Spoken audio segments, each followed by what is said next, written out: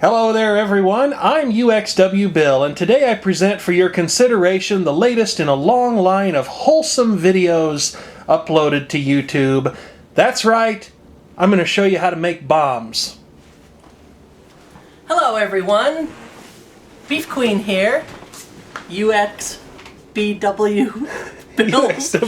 mom. And today I'm going to show you how to make bath bombs. Only I'm going to call them something else because bomb is kind of a negative term. So I was thinking spa tablets or fizzy tablets, something fun for the bath. Now, lately I've become concerned with the ingredients that are in commercial bath products. Dyes, artificial things that might not be real healthy for you. So this is a healthy alternative to a fun bath additive that's not only healthy, but good for your skin as well. So here we are, and we're going to make some bath fizzies. And I have wonderful help today because the key keeper is here to help me. What up, yo? And we're going to have a good time. So this is how you want to start. You want to select a mixing bowl or something that you can mix in. And since I've also gotten interested in making soap, I have some designated utensils that I only use for crafting and soap making. So I got this at a thrift store, and this will work just fine. So I'm going to start with a bowl. This is a glass bowl. You want to choose something that's non-reactive, like glass or stainless steel. You want to stay away from aluminum or Teflon or cast iron. So this is Vision's Corningware glass bowl. So I can also use this on the stovetop if I needed to. All right, I'm going to start with my bowl. And the first thing I'm going to do is I'm going to measure out 1/2 cup of baking soda. And I just have some generic baking soda. This is a 1/4 cup measure, so I'll do this twice. So I need 1/2 cup. Now I did try one of these out last night in the bathtub. And of course I was interested if it would be a skin irritant or anything like that, and it's not. In fact, it left my skin feeling really soft and moisturized, and everything that we're putting in here is a safe food grade ingredient. So 1/2 cup of baking soda. Next thing I'm going to put in is 1/4 cup of Epsom salts. They're Epsom salts. We've had a great deal of confusion over this. I was really looking for some that was unscented and plain, but all I could find at our local discount store were these two. Now, there is a benefit of using these. I'm not going to have to put any fragrance oil or scent in them because they already have a fragrance oil in them. So I will choose this one. And I'm an ingredient label reader, and it says here that not only is this pure Epsom salt, but it also has in it eucalyptus tea oil and spearmint leaf oil, and that is the scent. All right, so we need 1/4 cup of Epsom salt. Okay, and it does have a rather fragrant, piney sort of a scent. So we'll dump that in there. Okay. So if the Epsom salt was plain, I could use some of these natural fragrance oils. But I'm not going to because it already has some scent to it. Okay, next I need 1/4 cup of citric acid. And this is also a food grade ingredient. You can find it on the internet. I wasn't familiar with it, but it's actually used in a lot of food ingredients. All these materials really look relatively similar. They're all white and somewhat crystalline. It really has no scent at all. What I'm smelling is the eucalyptus and the spearmint from the Epsom salt. Okay, and the last thing I want to add is 1/4 cup of cornstarch. Okay, again, another food grade ingredient. Okay, 1/4 cup of cornstarch. I'm curious as to how long this shirt of yours is going to remain black in color. Okay, so in this bowl we have baking soda, citric acid, epsom salt, and cornstarch. I'm just looking at my recipe over here. All right, with a spoon, I'm going to mix my dry stuff. And you could use a whisk if you'd want. Just kind of mix everything together so that it's uniform. And the cornstarch had a real powdery sort of a consistency where the others were more granule. So you just really want it mixed well. All right, there you go. All right, the next thing I'm going to add is 3 teaspoons of castor oil. Okay, so you could use just about any kind of oil that you wanted to use. You could use coconut oil, vegetable oil. The castor oil is really good for your skin. And the oil is going to act as a binder. So, 3 teaspoons.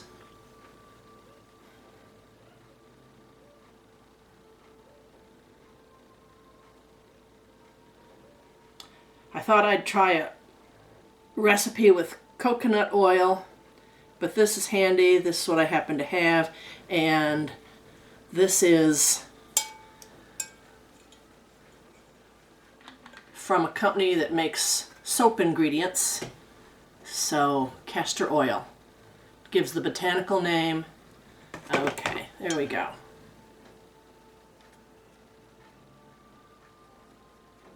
Okay, now you can see what some of these look like when they're done, and I don't have to color them.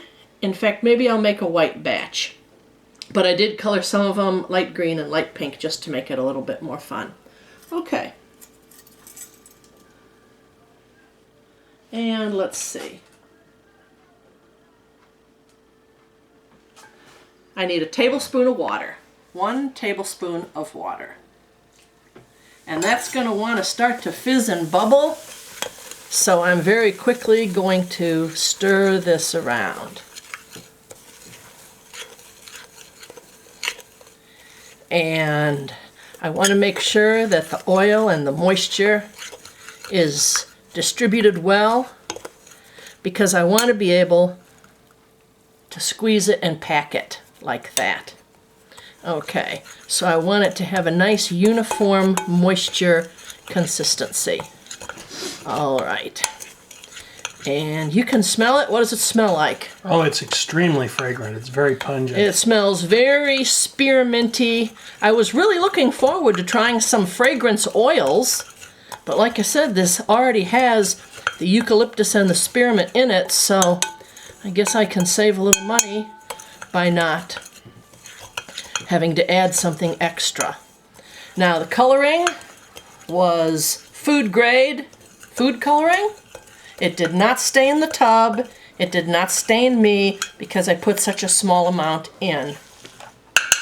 But we'll just go ahead and make a white batch. Okay, so it's ready. Next I'm going to mold it. So I'm just going to scrape my spoon clean. So the next thing, what are you going to mold it in?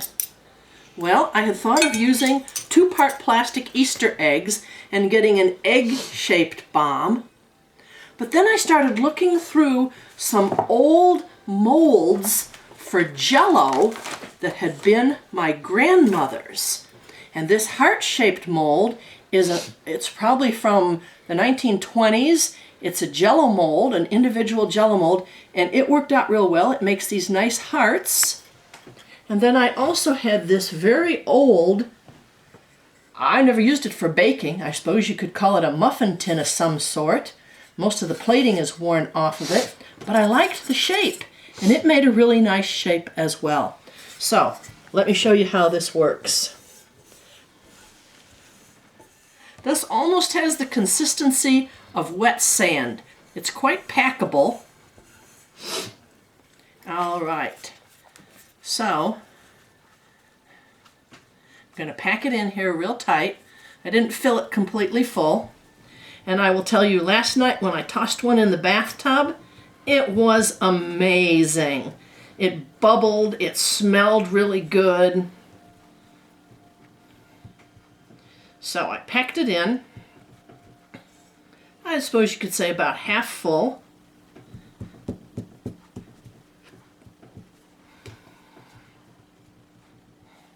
And I had thought I could put some in a pretty jar and give it as a nice gift. These would make fabulous gifts. Okay, so here it is, packed in the jello mold.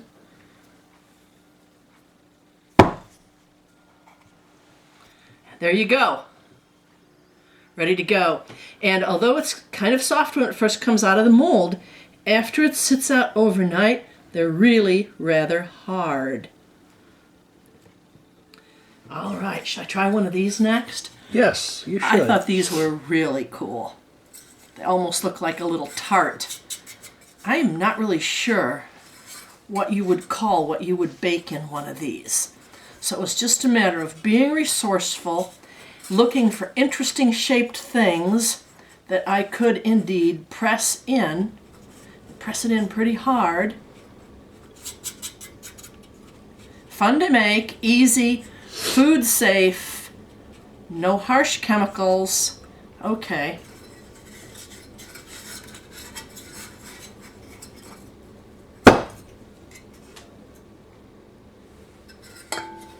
There you go. Isn't that just the cutest thing? Just looks like a little tart, doesn't it? Yes, it does. The colorful ones show the texture a lot better on All camera. right. And if you didn't have any molds, you could simply make one, almost like a tablet,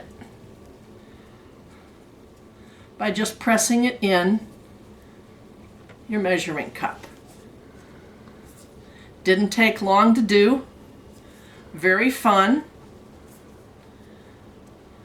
A safe alternative to things you can put in your bathtub. Smells good. All right.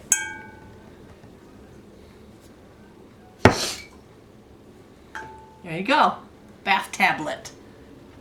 So, have fun making your bath fizzies. Enjoy your bath.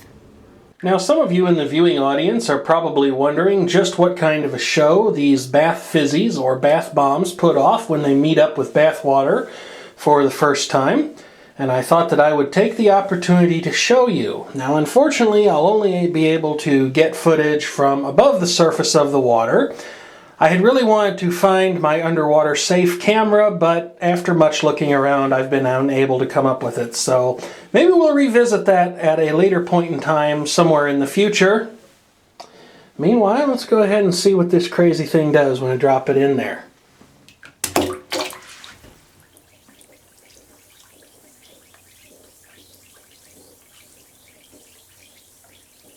It's really fizzing around in there.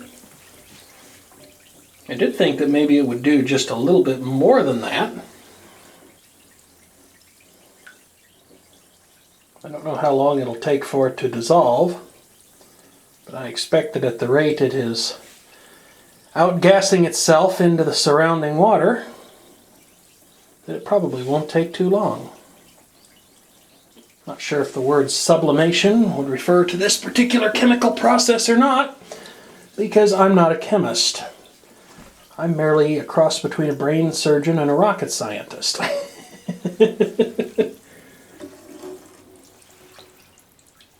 Oh yeah, it's dissolved to almost nothing already. But it's still fizzing away down there. It makes a little fizzing noise too.